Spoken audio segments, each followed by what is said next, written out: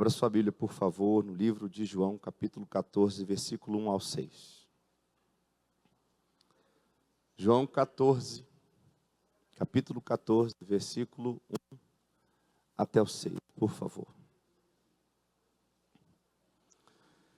Louvado seja, engrandecido o nome do Senhor Jesus.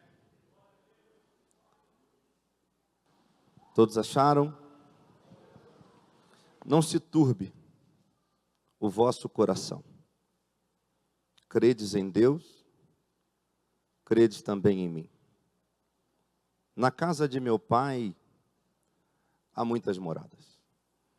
Se não fosse assim, eu vos teria dito. Eu vou e prepararei lugar a vocês. E quando eu for e vos preparar lugar, voltarei novamente e vos receberei para mim mesmo, para que, onde eu estou, ali possas estar vós também.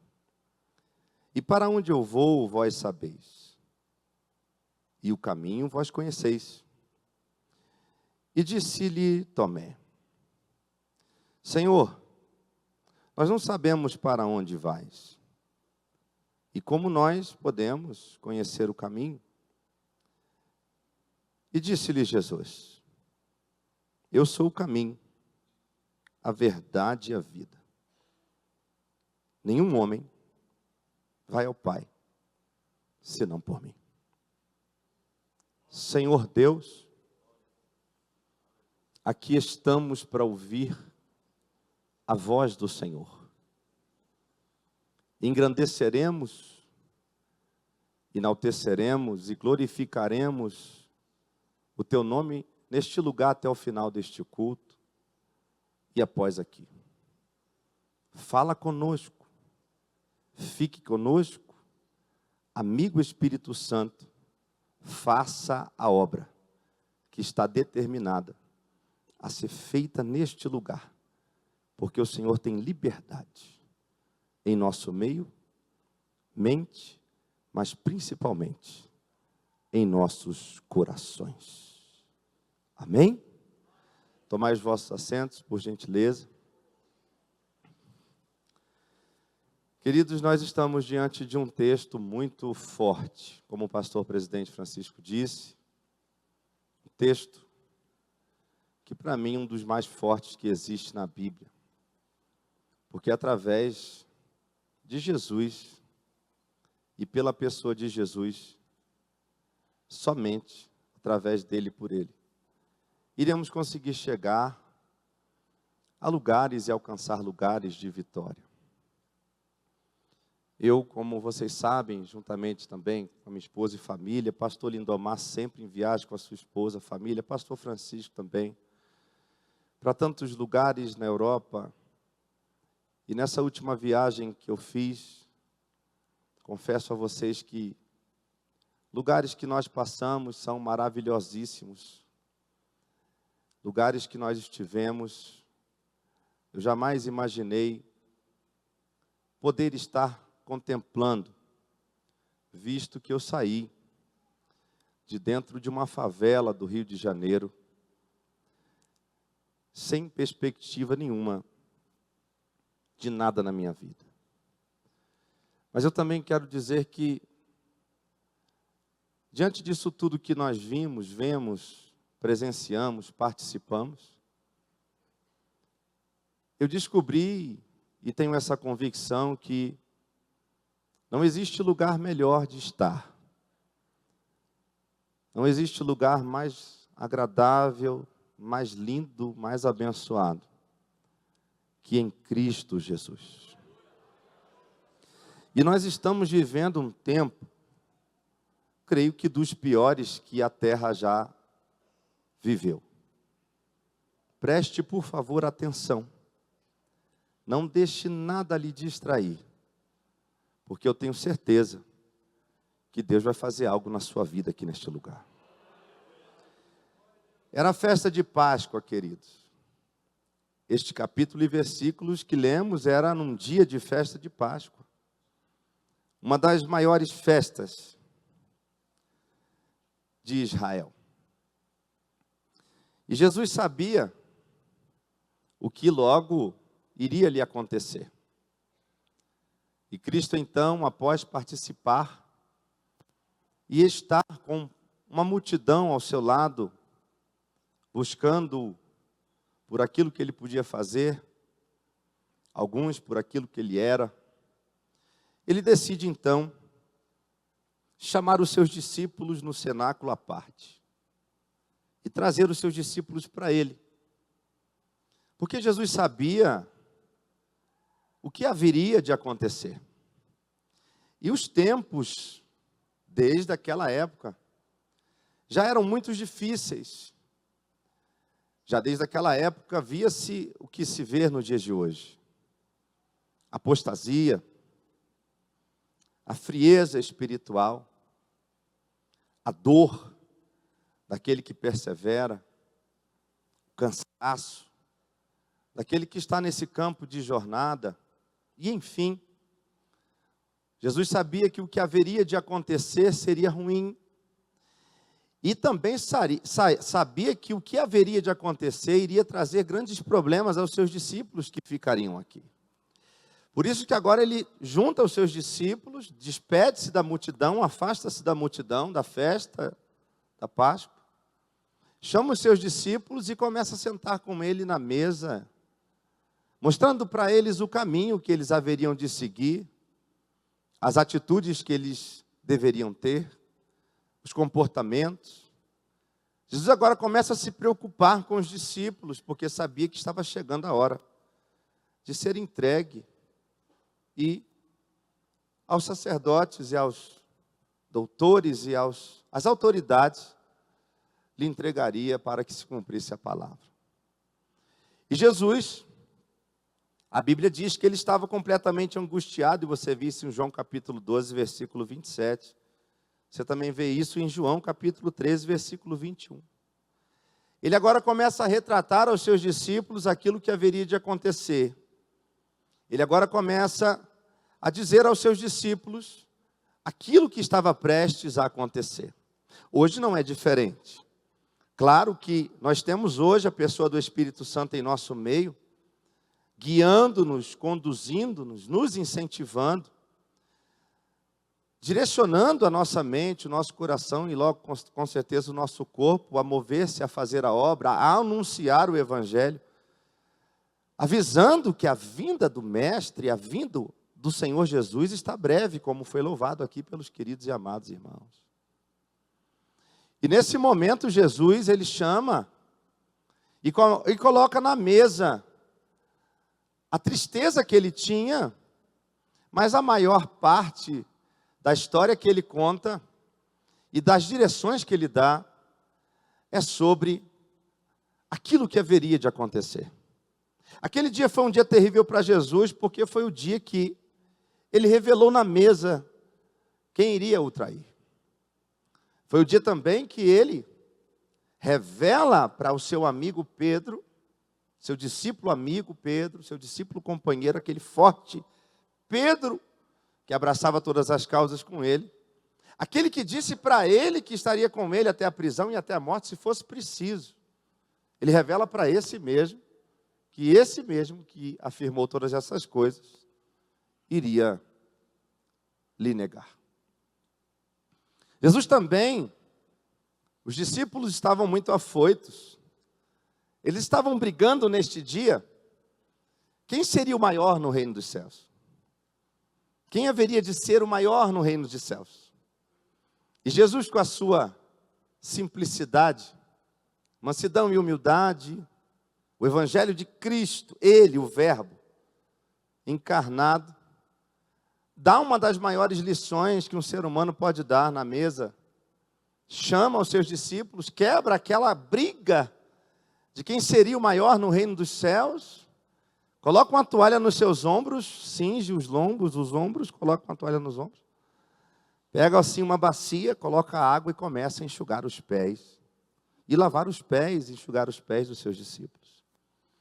Era um dia de variedades de sentimentos. Era um dia de açoite, posteriormente, de tristeza, era um dia de escárnio, de dor, era um dia de entrega, de morte, um dia de desprezo, descobrindo Jesus, claro, no seu interior, na sua sabedoria, que ali aqueles que estavam ali, que proferiram amá-lo e estar com ele até o final, não iriam cumprir aquilo que falava. Jesus agora então, ele começa a desvendar para os seus discípulos como eles haveriam de se comportar e que eles pudessem se acalmar. E ele começa a negar a si mesmo, porque em duas passagens que eu recitei aqui, nós percebemos que a angústia de Jesus era grande, e ele começa então a negar-se a si mesmo, preocupado não só com a sua angústia, mas com a angústia dos seus discípulos. Mas na verdade eu não posso ser errôneo em dizer que Jesus começou a negar-se ali. Não, jamais.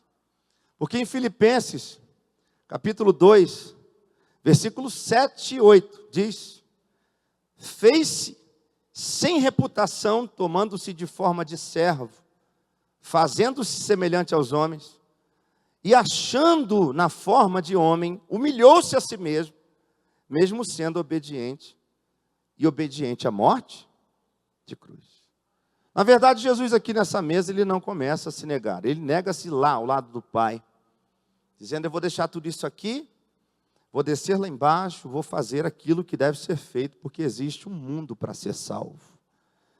Eu quero perguntar nessa noite se você faz parte desse plano de salvação que Jesus começou a fazer e nós temos a obrigação de terminar.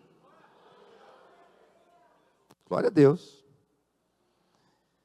E então, queridos, Jesus então senta eles e diz a eles, começa a dar o primeiro conselho com consolo, porque sabia que o pau ia quebrar. Conselho com consolo. Senta aqui. Deixa eu dar o primeiro conselho para vocês. Não se turbe os vossos corações. Senta aqui. Deixa eu acalmar o ânimo de vocês. Vocês estão muito eufóricos. As notícias nos jornais estão deixando vocês descontrolados. As informações, os escândalos, estão deixando vocês esmurecidos, preocupados. As coisas que estão acontecendo e que estão para acontecer, estão tentando trazer a vocês o desequilíbrio. E eu preciso dizer para vocês, para que vocês não turbem os vossos corações.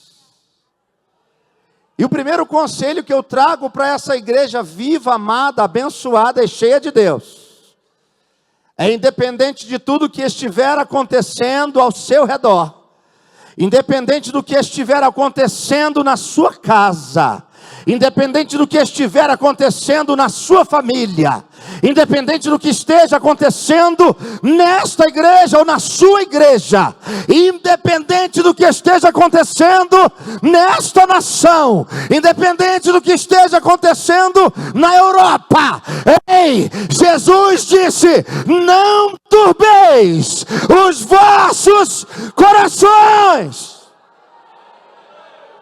Calma!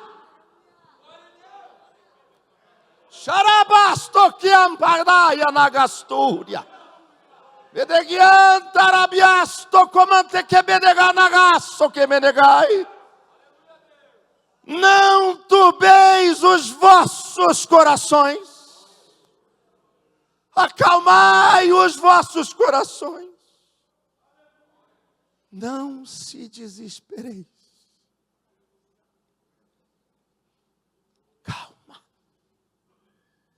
Às vezes a angústia é muito grande. O peso da obra. Jesus tinha convicção dentro dele que sabia que a responsabilidade que Jesus carregava ficaria para a sua igreja. Ele conhecia a dor do peso de pregar e anunciar o Evangelho, a salvação. Ele sentiu isso nele. E por saber o que ele passou, o que ele viveu, até se entregar à morte, logo após, glória a Deus, a ressurreição dele, ele sabia que os seus discípulos iriam se angustiar. Por isso ele diz, o primeiro conselho com consolo: não se turbe os vossos corações.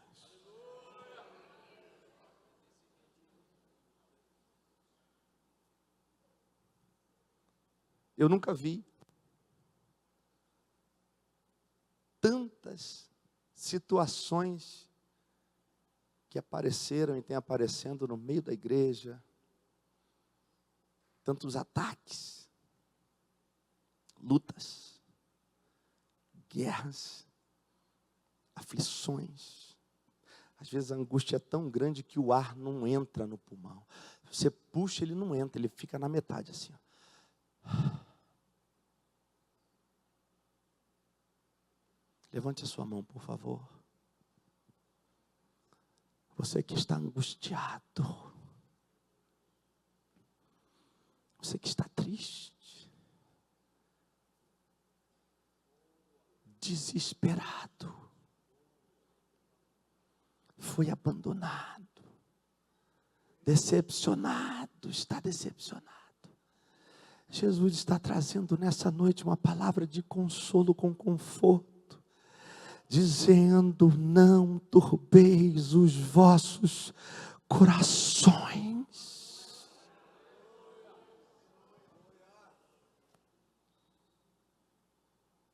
No mesmo versículo, a parte B, diz assim: credes em Deus, e credes também em mim. Credes em Deus, credes também em mim. Note vocês que a primeira vez que aparece o verbo crer, quando ele diz credes em Deus, está no presente do indicativo. Mas a segunda vez que aparece o verbo crer, está no imperativo. E Jesus quis dizer o que para os seus discípulos? Eu sei que vocês creem em Deus. E vocês também disseram que vocês creem em mim. Mas eu preciso que vocês creem em mim de verdade.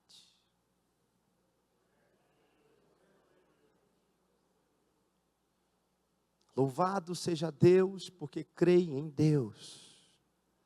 Mas Jesus sabia que por causa da convivência, não pela forma de Jesus se comportar, porque ele era perfeito e santo, mas pelo coração do homem na questão da liberdade, da libertinagem e da confiança, que muitas vezes, dada, se torna de forma abusada. Às vezes eles pensavam que Deus era maior do que Jesus. Por isso que eu relato que o crer na primeira parte está sendo proferida de uma forma e o crer na segunda de outra. Porque a Bíblia, queridos, não tem que ser lida. A Bíblia tem que ser examinada. Não adianta a gente pegar a Bíblia, ler a Bíblia num ano, 2 vezes num ano, 3 vezes num ano, não adianta. Leia ela só 3, 4, 5 livros dela, mas examine as Escrituras. Porque delas procedem a vida eterna. E Jesus também, depois de um conselho muito abençoado, não vos turbe os vossos corações, ele agora vem dizer: eu preciso que vocês acreditem que o que eu estou falando é verdade. Porque uma coisa, pastor, uma coisa, queridos, é nós falarmos que cremos. Outra coisa é crer quando precisamos crer. Uma coisa é falar, eu tenho fé. Outra coisa é exercer essa fé quando necessário é. E Jesus sabia de alguma inconsistência de alguns discípulos que haviam dentro deles. Por isso que ele enfatiza um conselho com um consolo, dizendo: vem cá, eu preciso que vocês acreditem em mim. Eu preciso que vocês creiam que o que eu estou falando vai acontecer e é verdade. Eu preciso que vocês acreditem. Eu sei que vocês creem em Deus, mas eu preciso que vocês acreditem em mim, porque tudo que foi louvado aqui vai acontecer. Ei, eu e você cremos na palavra de Deus. Eu e você cremos na salvação em Cristo Jesus. Eu e você cremos no arrebatamento da igreja. Mas parece que não é suficiente só crer na salvação. Parece que não é suficiente só crer na salvação. Porque sabemos que a salvação chegou quando o aceitamos. Vivemos uma caminhada de fidelidade, de renúncia a Deus.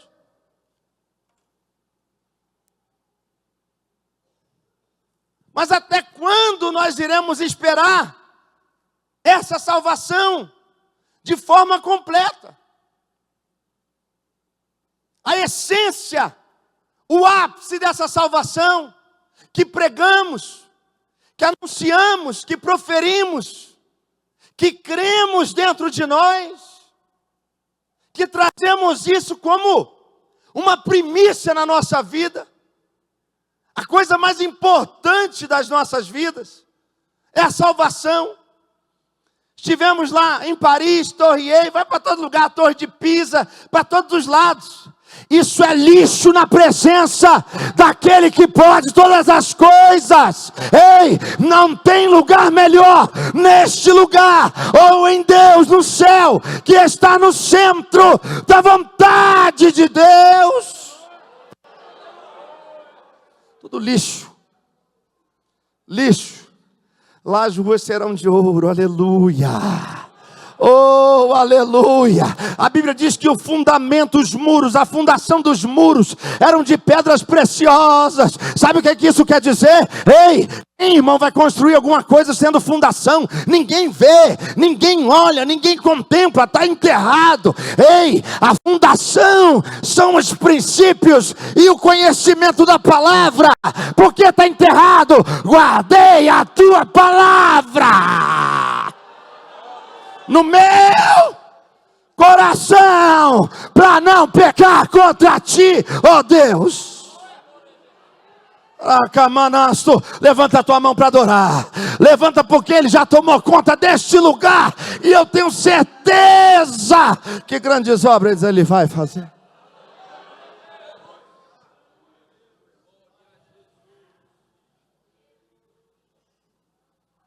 Só que está aí o problema, Lucas.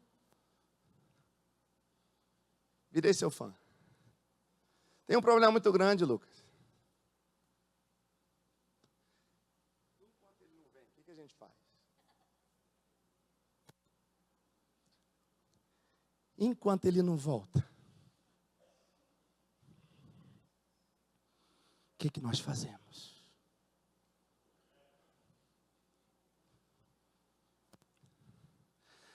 Quem conversa hoje comigo, pastor, disse: o pastor Rafael está depressivo.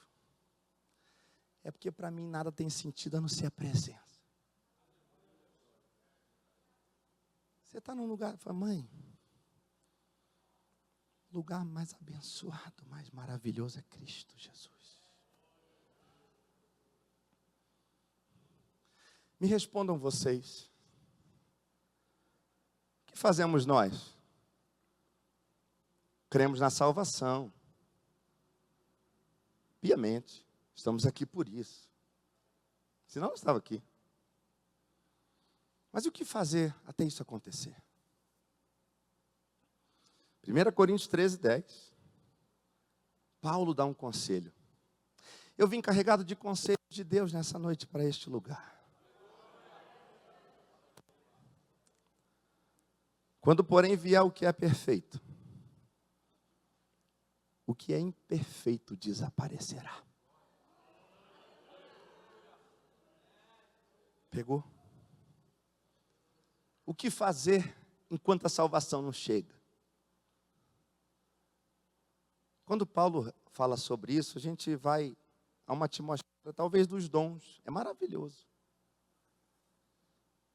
As ferramentas que Deus distribui para as igrejas, para os irmãos, para a igreja, para os membros da igreja, para executarem uma obra tão linda, poderosa, maravilhosa, são ferramentas poderosíssimas. São coisas espirituais. Coisas espirituais. Mas enquanto o perfeito não chega, o que a gente faz, pastora Cilei? Trago alguns conselhos para que possamos, Lucas, resistir até o perfeito chegar. Vocês querem? Todos vocês que são viajantes,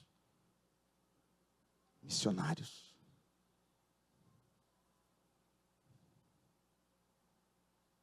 quem olha para vocês, que vida boa, né? Come bem, dorme bem, vai de um avião, de um aeroporto para o outro, avião para todo lado.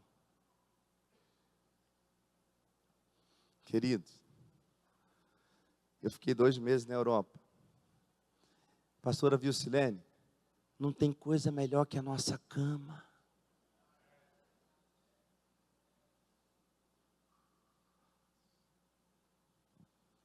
Para vocês que são viajantes, cansados da estrada, missionários da última hora, fadigados, negando-se a si mesmo, deixando as suas próprias vontades, os seus próprios desejos, seus próprios sonhos humanos, terrenos.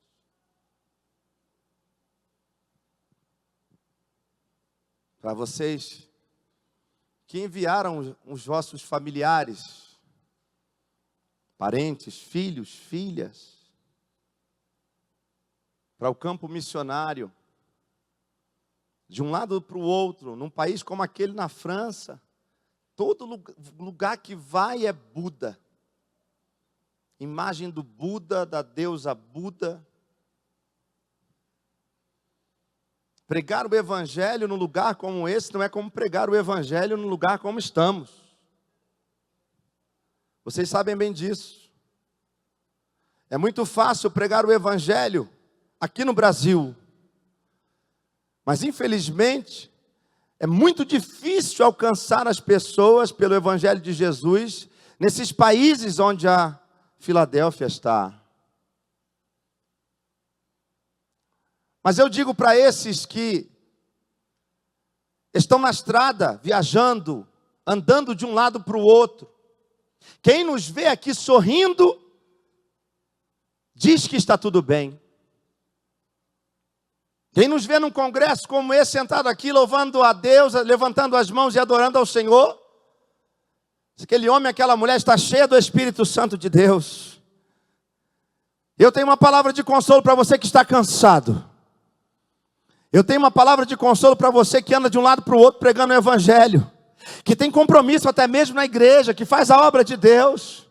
Todo dia a mesma coisa, levanta, ora, levanta, volta, abre a igreja, fecha a igreja, tem que ir lá, tem que visitar, tem que voltar. Ei, a Bíblia diz, Mateus capítulo 7, versículo 14 diz, porque estreita é a porta e o caminho é apertado, mas também diz aqui, em Mateus capítulo 11, versículo 28, vinde a mim todos vós que estáis cansados e sobrecarregados, que eu vos aliviarei.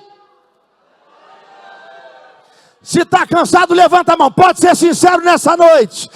Parar de hipocrisia, vamos falar a verdade. Jesus, eu estou cansado. Jesus, eu estou sobrecarregado. Jesus, as minhas forças se foram. Ele diz: está cansado? Então tá, vinde a mim, vós que estáis cansados e sobrecarregados, porque eu vos aliviarei. Recebe alívio do Pai aí agora.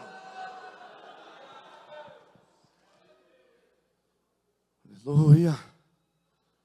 É porque a jornada cansa.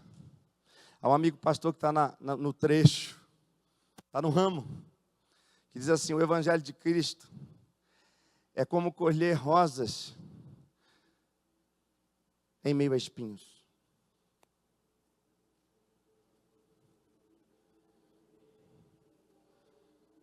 Salva ele ou ela, Jesus, em nome de Jesus. Diga isso: salva ele, Jesus. Isso. É difícil, muito complicado.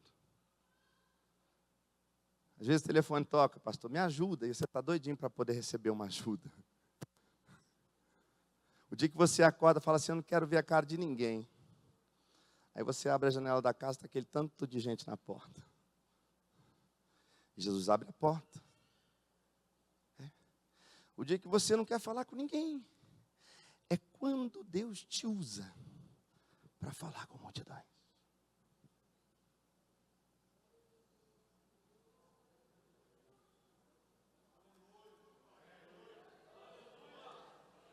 Deus traz refrigério para esta igreja, para este povo, para esses obreiros, para esses pastores, para esses itinerantes que estão cansados, mas não param, que estão aflitos, mas não param, que estão angustiados, mas não param, cheios de problema, mas não param, não para, porque Jesus te traz alívio nessa noite. Ei, Jesus é a nossa esperança.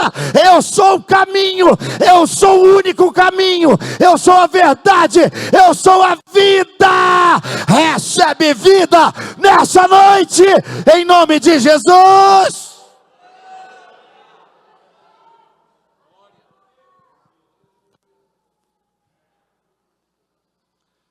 E vocês aí? Será que agora vai para vocês?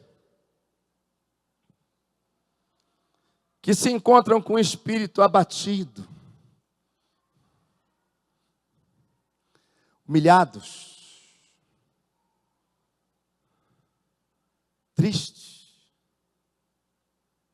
desanimados. Uma vez Deus usou o senhor lá na outra igreja, do lado de lá, aqui era antes. Eu passei um ano dentro da igreja, já era pastor, passei um ano sem, entreguei a igreja, fiquei, quero ver ninguém, quero saber de ninguém, acontece, viu, irmão? Elias pediu a morte, Moisés também. Fiquei um ano, não estava com depressão, mas não queria ver ninguém, era meu momento, meu tempo, eu achava que era certo.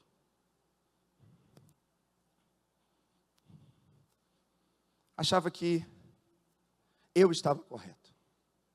Um ano inteiro, 365 dias trancado dentro de casa. Só levava o Rafael na escola, buscava, fazia os trabalhos, voltava. Igreja nada. Entreguei a igreja, nada, zero, está tudo parado.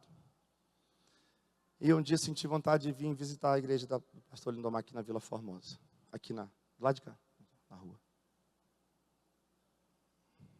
Eu fiquei quietinho, sentado lá atrás. Porque eu me sentia muito humilhado. Eu me senti desprezado.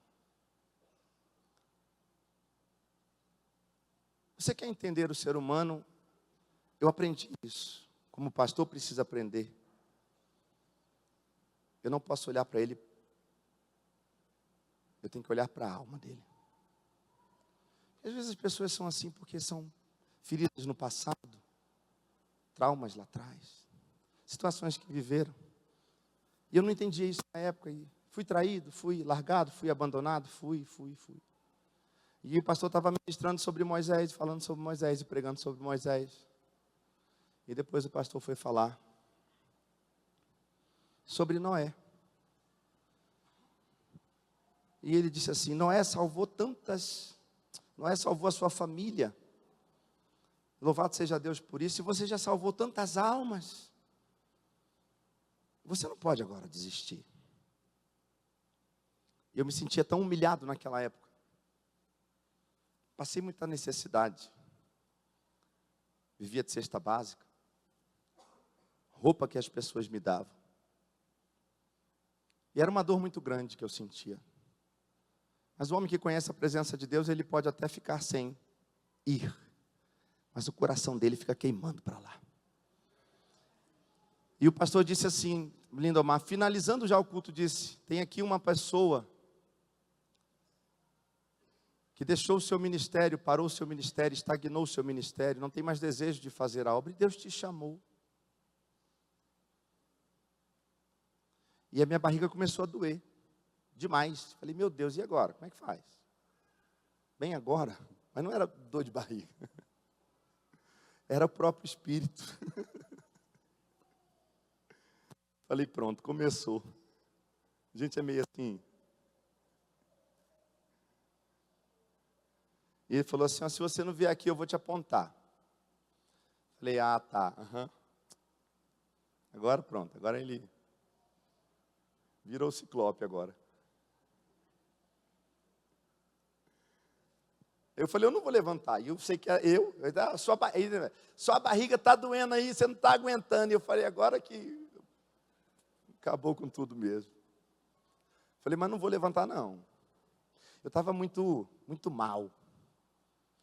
Ele disse, se você não levantar, eu vou ir te buscar. Eu falei, então agora eu quero ver se ele vai. Se sou eu mesmo, ele vai ter que vir. E aí eu acho que ele ficou com preguiça. Aí ele falou assim, ó, você lá atrás. Eu era o último do banco. Aí eu olhei para trás, só tinha um espelho. Era uma coisa fechando assim. Falei, agora lascou, foi tudo. E ele disse assim, vem aqui na frente. E a palavra que eu recebi dele foi de Deus. Olha aqui para mim, por favor. Olha aqui para mim, por favor. Não culpe a Deus o que o homem te faz.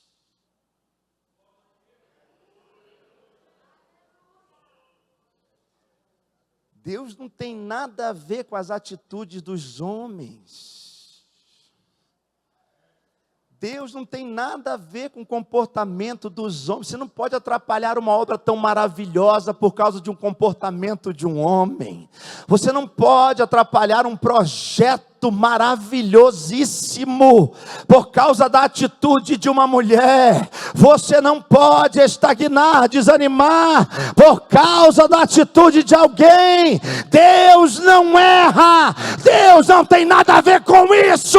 Levante a tua cabeça e sirva a Deus, e Ele te sustentará. E de lá para cá nunca mais eu parei. Louvado seja Deus. Mateus 5:3. Bem-aventurado, põe a mão no seu coração.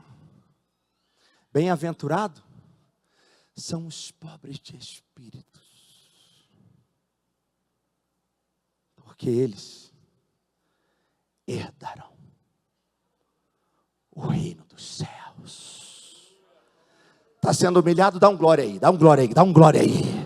Está sendo humilhado, então dá glória a Deus, porque teu é o reino. Ei, escuta, está sendo provado da glória a Deus, porque é o que te espera. Ei, o perfeito vai vir e o imperfeito será aniquilado. Levanta a tua mão, levanta a tua mão. Eu profetizo, toda tristeza agora vai embora, toda angústia agora vai embora, toda depressão vai embora, todo desprezo cai por terra, recebe vitória.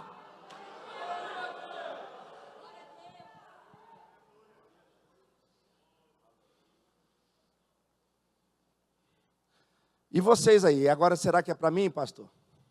Não sei, vamos ver. Ele não se esquece de ninguém. Não. Ninguém. Todos vocês que estão pranteando a perda de alguém.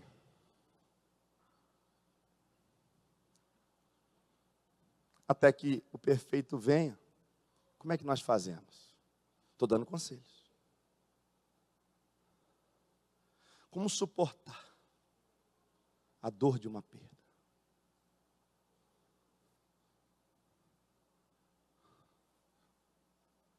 Como suportar a dor de um luto? O seu chão se abriu. Você não sente mais as pernas. A vida parece que perdeu o sentido. A dor do luto. Jesus, quando recebe a notícia que João Batista havia sido degolado, ele se afasta. Ele pega o barco, Lucas, e se afasta. Quando Jesus manda os seus discípulos atravessar para o outro lado, ele despede da multidão, porque quando ele se afastou, a multidão foi até ele, porque sabia que ele estava, mas ele queria ficar sozinho. Os discípulos queriam entrar no barco, ele disse, não quero ficar sozinho. E a Bíblia diz que na quarta vigília da noite ele vai orar. Porque ele perdeu alguém. Ei, queridos,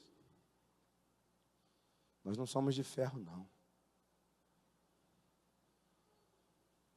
Nós somos de carne e osso. Normalmente, quando um crente perde uma pessoa, um ente querido, está enlutado, o outro crente, para consolar, ou pensa que consola, né? Deixa os seus mortos enterrar os mortos. E vai anunciar o Evangelho.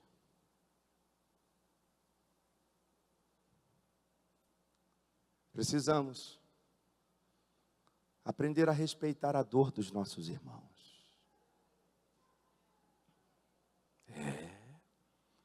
Por mais que ele seja cheio de Deus, ele é movido por sentimentos, necessidades. Eu conheço pessoas, homens e mulheres, cheios de Deus, pastores, missionários, que quando perderam seu pai, sua mãe, seu familiar, seu parente, pastor, passaram anos para se recuperar. Ser humano. Mas eu disse a vocês que vim trazer conselhos, até que o perfeito venha. Você quer o conselho? Você que está com essa dor? Parece que quanto mais o tempo passa, pior fica. Quanto mais os anos passam, parece que a lacuna se abre cada vez mais. 1 Coríntios capítulo 15, versículo 26. Preste atenção nesse versículo.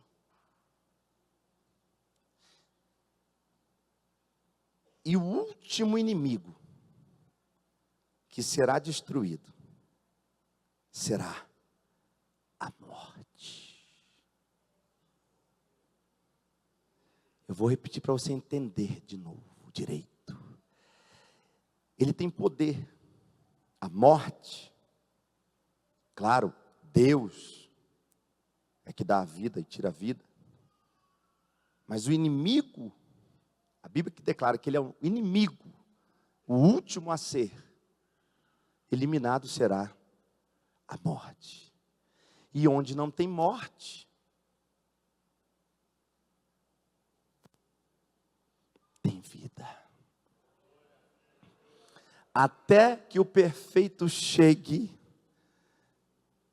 a palavra da promessa está de pé, dizendo que essa dor e essa tristeza será definitivamente aniquilada, definitivamente destruída. O inimigo da tua alma, literalmente, pastor Lindomar, o inimigo das nossas almas, ele será aniquilado, será destruído, e para o lugar que nós vamos, não haverá mais dor, não haverá tristeza, não haverá lágrimas, sim, vida e vida eterna.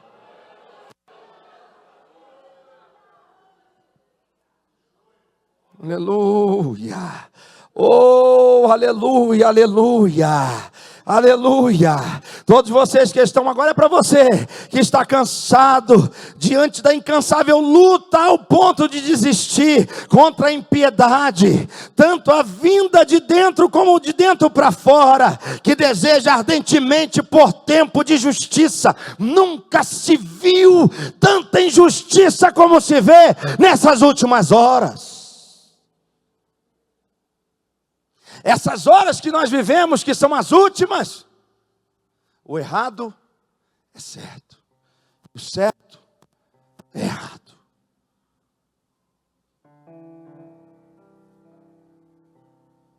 E você, o que faz que é certo, é errado. E se você fizer ainda mais certo, eles te chamam de santarrão. Olha lá o santarrão. Quer ser melhor que os outros. É.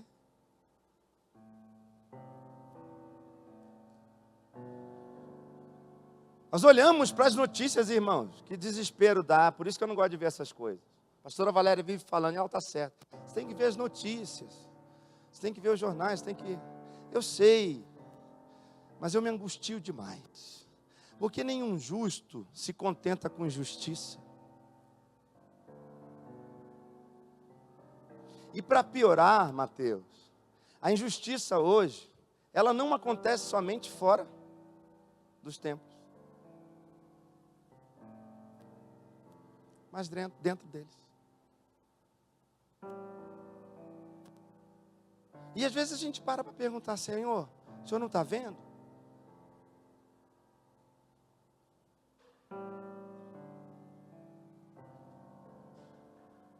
Nós vemos pessoas lutando, guerreando. Eu tive dias com o pastor Francisco na madrugada.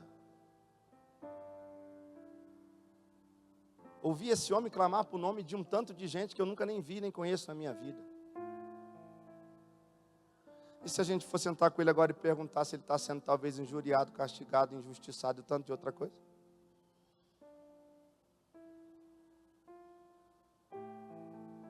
Talvez você que está aqui agora me ouvindo, me assistindo e ouvindo a palavra de Deus, claro que tudo é por Deus. Está fazendo o que é certo e tudo está dando errado. É 76 de Salmos, é Asaf. É 76 de Salmos, Asaf. Que diz, quanto mais o ímpio erra, filho, mais as coisas prosperam. Eu que faço o que é certo, está tudo errado. Aí desanima. Porque o trono de Deus, ele é constituído por duas coisas: justiça e equidade. E aí você clama por justiça. Essa causa que você está enfrentando, esse problema que você está enfrentando, você vê que é o diabo que está fazendo. Em outras situações, é o próprio homem que está fazendo injustamente. Está sendo injusto com você. Te colocando em lençóis frios.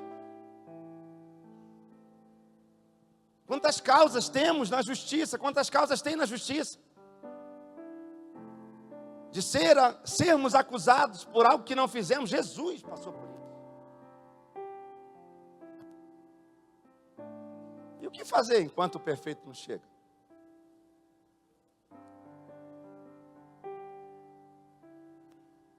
Desistir?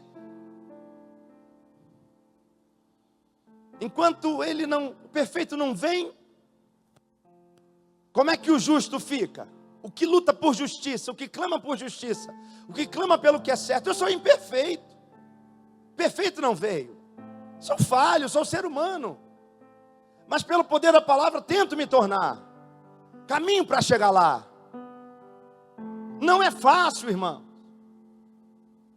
A consciência, pela verdade das Escrituras, nos leva a fazer o que é certo e deixar o que é errado. Isso aconteceu com Paulo em Romanos capítulo 7. Quando ele declara que, quando a verdade, a lei vem, quando a palavra vem, eu descubro que eu estou morto. Porque a verdade, ela nos confronta. Eu não vim aqui, eu não vou em lugar nenhum, na igreja que pastoreamos pela misericórdia de Deus, para passar a mão na cabeça de ninguém, porque Deus não passa a mão na minha cabeça.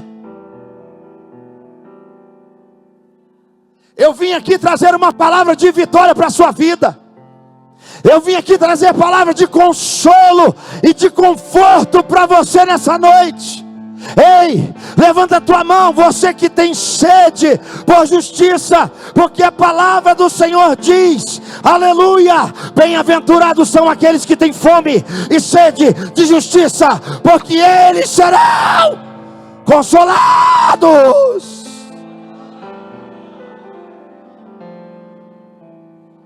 Porque a gente não tem que ficar esperando consolo de ninguém, não. Você não vê mais amor, Lucas. Acabou o amor, Lucas. Acabou, ó. É raro você encontrar alguém que tenha misericórdia de alguém que abraça. Que abraça sua causa, sua dor. Mas há uma promessa de consolo até que o perfeito venha. Aleluia. Há uma promessa de consolo. Bem-aventurados somos nós que lutamos pela justiça, fome e sede de justiça, porque nós seremos consolados.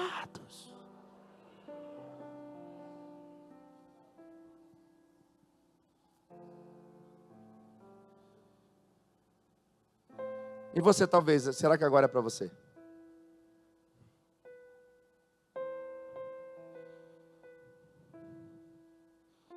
Todos vocês. Eu estou aqui e tem pessoas ali, fala comigo, agora sou eu. Eu preciso ouvir agora uma palavra de consolo. Para você, vai aí. Para você cujo coração manso está sendo atormentado pelo mundo, endurecido, infectado pelo pecado ao teu redor. Talvez você, mãe, está aqui clamando porque o seu filho está no mundo.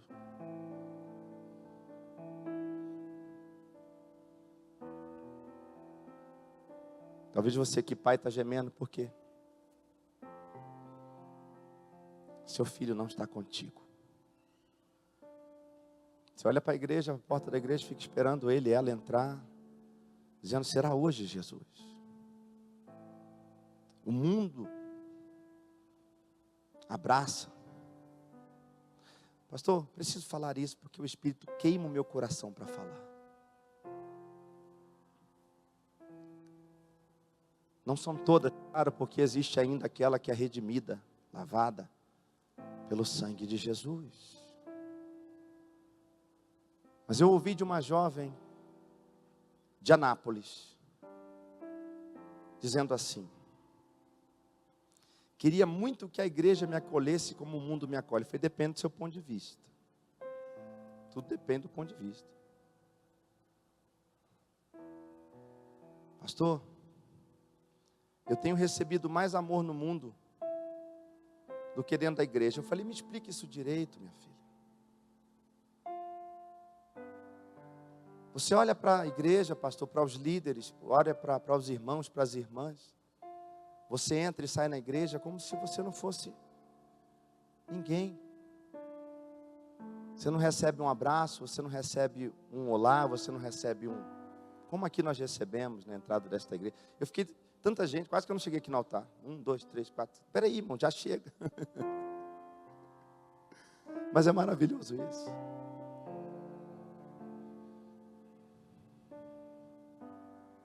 Nós fomos feitos, queridos, para amar.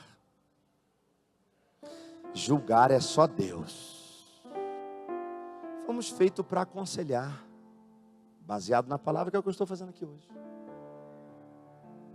Mas condenar não, condenar está o diabo, a salvação para a tua casa. A salvação para os seus filhos, a salvação para a sua família, a salvação para os seus parentes, a salvação no seu marido, a salvação para a sua esposa, a salvação para aqueles que você tem orado. Não pare de orar, não pare, não desista, continue com o teu joelho dobrado, continue acreditando, porque Deus está ouvindo o teu clamor, e muito em breve Ele estará aqui, sentado do teu lado, levantando as mãos, adorando a Deus e dando glória a Deus.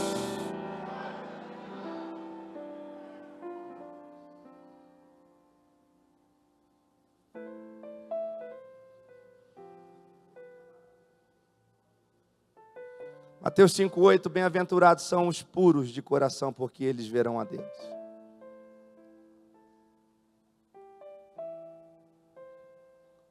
E a todos vocês, caminhando para o final, pacificadores, abençoados por Deus. Já viu aquela, crente não tem isso não. A pessoa chega na outra e diz, pá. E ela, pá.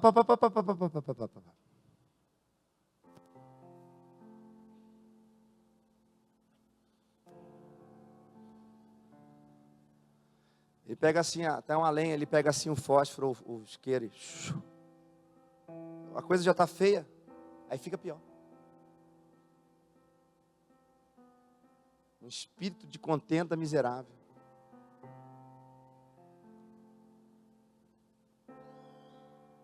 Tem alguns novos convertidos que entram em algumas igrejas buscando a última esperança. E chega lá e fala assim, lá é pior do que no mundo. Porque no mundo senta num boteco, bebe, ri, brinca, diverte, conta piada e um tanto de coisa. Mas lá é um falando mal do outro. Onde que a igreja vai parar, irmão? O irmão que a gente divide a tribuna. O irmão que a gente divide o banco. A pessoa que você paga preço por ela. Que você chora por ela nas madrugadas. Mas deixa eu te dar um conselho. Não pare de orar porque ela fez isso com você. Não. Você não é igual a ela.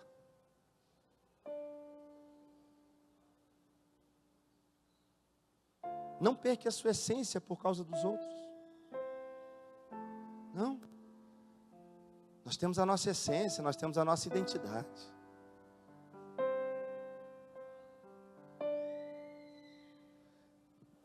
Continue sendo pacificador.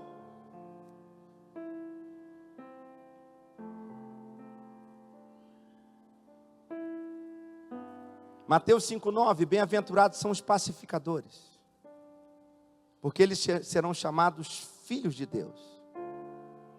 E descobrirão que este abençoado trabalho desolador é mal entendido, mal aparecido, mal apreciado.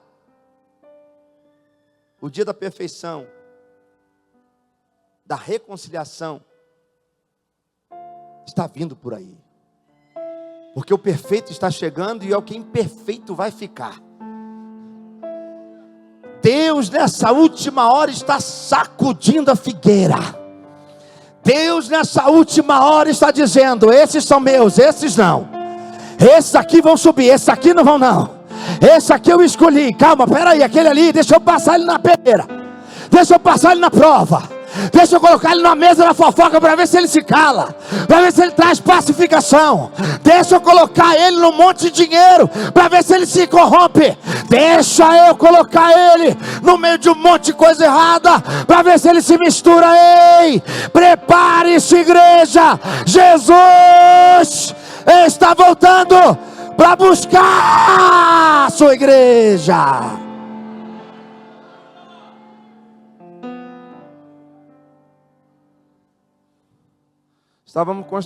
Estávamos construindo a igreja no Campo Limpo. Misericórdia e bondade de Deus. Aí eu estava todo sujo de cimento, todo sujo de cimento. Aí chegou um vereador e disse assim, eu queria falar para você que é o meu último mandato e eu vim aqui para pedir seu voto. Eu digo, eu não voto aqui no Campo Limpo. Eu moro em Anápolis, eu voto em Anápolis. Ele disse assim, esse prédio está glorificando o Campo Limpo. Falei, como é que é? Não, nós estamos fazendo para glorificar a Deus. Ele, você não pode falar. Eu ainda falei para ele, você não perca seu tempo, porque eu, pastor Rafael, não voto aqui. E eu, a maioria das vezes, não me envolvo com isso. Oro, peço a Deus, abençoe e faça. Coloque lá quem é da vontade do Senhor. Temos que orar, isso é bíblico. Vamos respeitar isso, dar honra a quem tem honra, enfim. Ele disse, você não pode fazer isso porque, com certeza, você não construiu esse prédio se não fosse dinheiro de político. Eu falei, está aí o problema. É porque ele está acostumado a ir lá e comprar. Só que lá ele quebrou a cara. Porque ainda tem homens que não se vendem por dinheiro nenhum nesse mundo. O preço já foi pago, o sangue já foi derramado, e temos que continuar fiéis a Deus. Levanta a tua mão, seja fiel a Deus, e Deus te sustentará.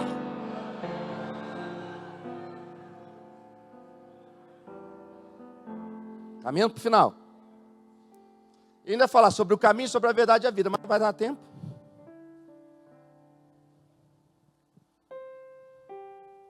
Eu preciso ao menos terminar no caminho, posso? Ainda tinha mais 2 consolos, e o caminho, a verdade e a vida, mas não dá tempo não, senão nós vamos sair aqui meia-noite. Mas deixa eu caminhar com vocês aqui, só no caminho. Quem quer? Só mais 5 minutos. E depois os irmãos vão quebrar tudo aqui. Eu sei que andar no caminho é difícil. Não é fácil andar no caminho. E não é para qualquer um.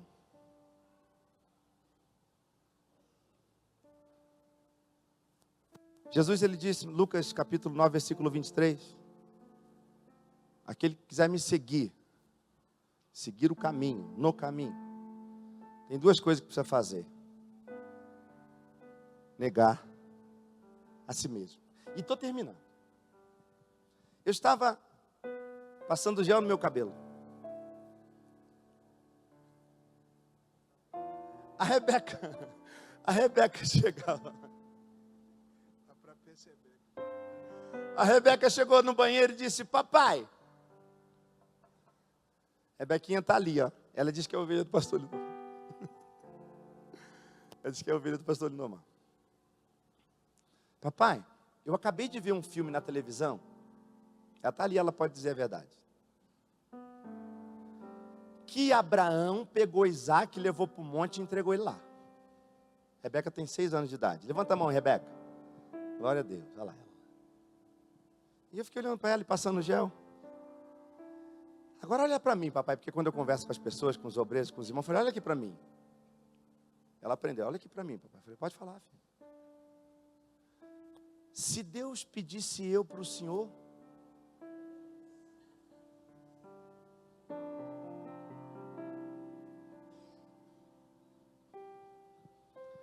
o que o Senhor faria?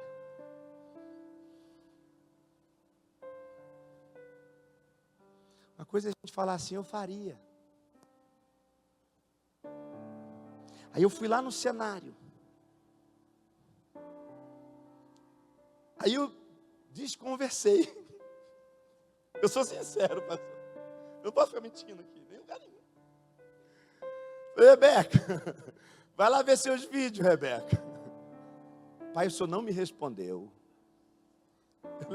Ele é pior que eu. Falei, filho, você só tem o papai porque Deus deu.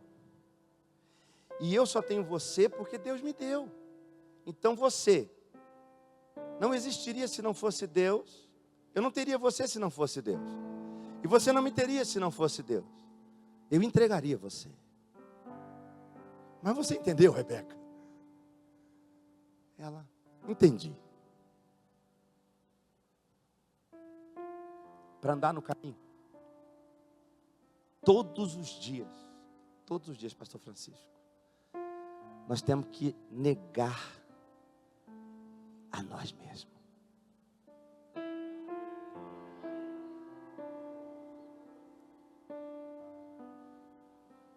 É uma renúncia mortal que traz vida, de morte, que traz vida. Não tem como andar no caminho se nós todos os dias não negarmos a nós mesmos. E a segunda coisa, tomar a nossa cruz e seguir Jesus.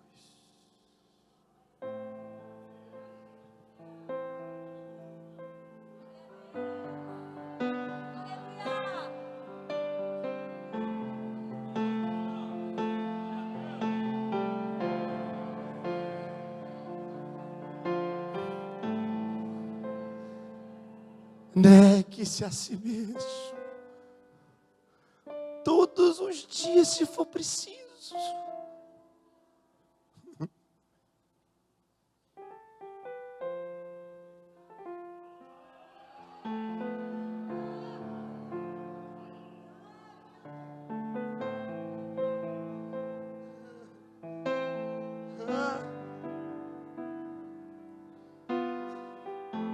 Toma a sua cruz.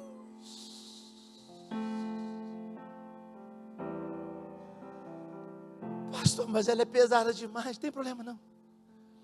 Se for preciso, ele manda Simão ajudar. Porque Deus não desampara.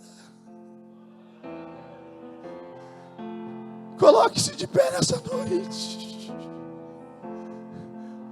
Eu posso chamar esses irmãos, pastor, os irmãos precisam de ânimo, de força, de vigor, de palavra, de consolo, conselho.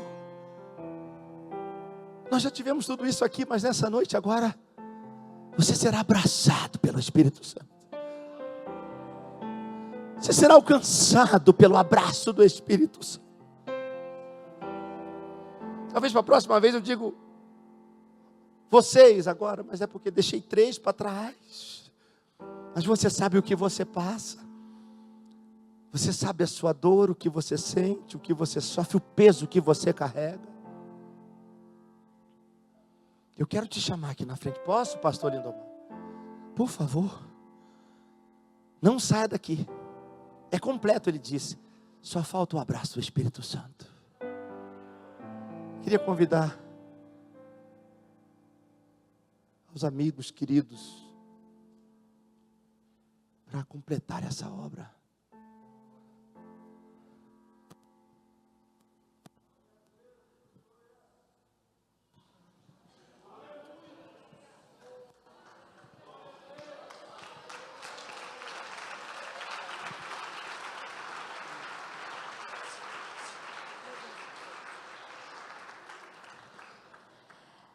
Como o pastor falou aqui, às vezes o que nós queremos é apenas chorar, é apenas entrar no quarto, fechar a porta e falar com Jesus. O que ele falou aqui, às vezes é o que muito de nós passamos, mas quando chegamos aqui, a gente sorri e esconde as cicatrizes. Mas que nessa noite nós possamos entender e guardar no nosso coração que sem a presença dele não dá para viver. Sem a presença dele não dá para continuar. Sem a presença dele não dá para caminhar.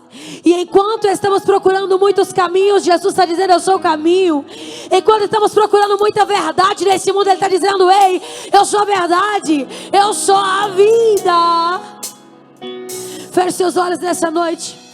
Põe a mão no teu coração, por favor, e cante essa canção para Jesus. Vem aqui à frente, por favor. Faça completo. Faça perfeito. Entregue-se a Deus. Deixe com que essa palavra surte efeito no seu coração. Sem limites, sem reservas.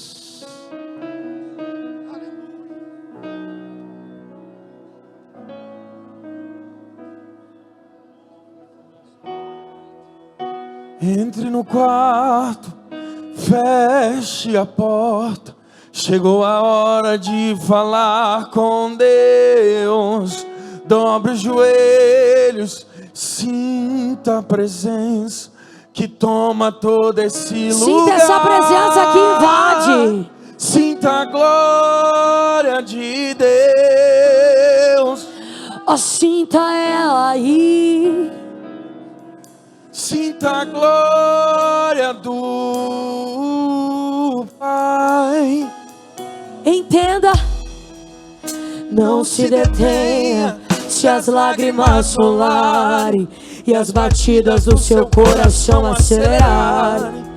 É Ele mexendo no secreto da gente, o lugar que ninguém conhece, mas Ele viu e sabe curar. Ele viu e sabe o remédio pra curar toda. Grita pra Ele. E Jesus, tua presença é o que eu mais quero. Jesus, tua presença é o meu remédio. Jesus, eu não quero ouro nem prata, só quero que cuide de mim. Eita, que presença é essa? Presença que mexe, confronta com tudo aqui dentro da gente, que causa arrepio na alma e a gente sente. Jesus, que eu perca dinheiro e perca amigos, só não quero perder tua presença, tua presença, tua presença, tua presença. Escute algo de Deus nessa noite. Eu vim dizer pra você, e Deus conhece tua estrutura e sabe o que está fazendo. E mesmo que seja difícil, não pare, Ele está vendo. Colhe as suas lágrimas e mandou a te falar. E pega o que Ele te entregou e volte para o mar, que é o teu lugar. Quem mandou largar? Quem foi? E quem mandou você? Ei, não pare, não pare. Para o mar alto, no lugar da tua vergonha, Deus. Sim, Ele vai. E quem mandou largar? E quem mandou você parar? E volte para o mar alto, no lugar da tua vergonha, Deus. Vou te honrar, filho, eu vou te honrar. Não pare de caminhar, não entregue o ministério.